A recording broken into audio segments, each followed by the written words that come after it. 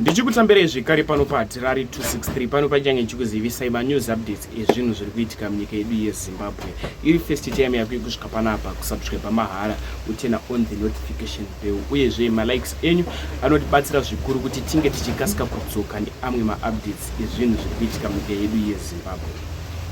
Hama dzadiwa, ndofunga vazhinji takambotaura nyaya yakaitika kuBelvedere. Vazhinji vari kuiziva mastenzi anga akatengeswa zvisiri pamutemo. So vatengeserwa mastenzi vanhu vekuBelvedere vakavaka mastenzi ayaya, vavaka dzimba dzavo. Ndofunga munoziva kuti mastenzi anotengeswa kwakaita sekuBelvedere anenge akakurisa, anodhura, ende vazhinji mari inenge yakabuda ipapo pakuvaka imba iyi inenge yakawanda. Ende uyezve amwe maproperties anenge ari mudzimba umu fitted inodhura kuisisa, even property zvayo inodhura kuisisa. Takaona dzimba dzichipwanywa ende vaingopwanya maproperties asina kubudiswa magiza masola zvichingopwanywa dzimba idzi. So vanhu vavapwanyirwa dzimba idzi vanhu vainge vakatotengawo mastenzi vane mapepa avainge vainawo.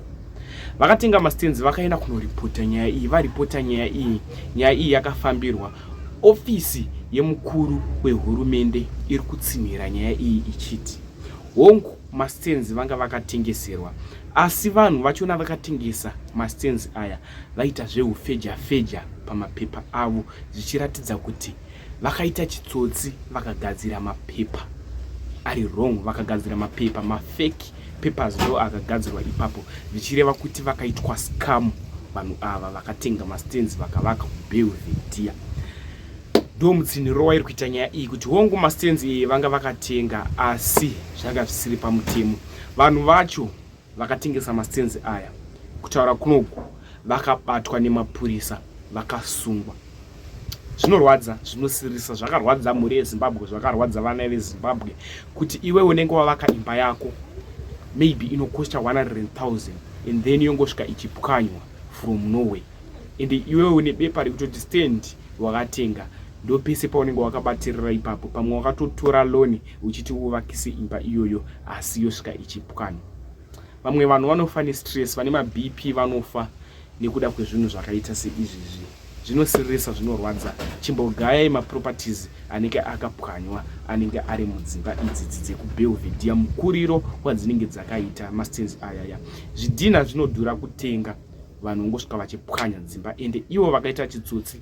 Uri iwo uri kutonga nyaya iyi, unovapa makore mangani mujeri. Zvinosirisa, zvinorwadza. Iwe woita mari asi umwe munhu izvezvi ari kuchema kuti imba yandakatenga ndichiti ndo ichange iri yakewo yapwanywa. Ndo panenge pari pese. Nguva yatiri inoi inguva yekunaya kwemvura, irain season, asi imba yapwanywa, vana unovaisa pai. Vamwe vanhu vane mastress vapererwa nekuda kwakaitwa kuBelvedere.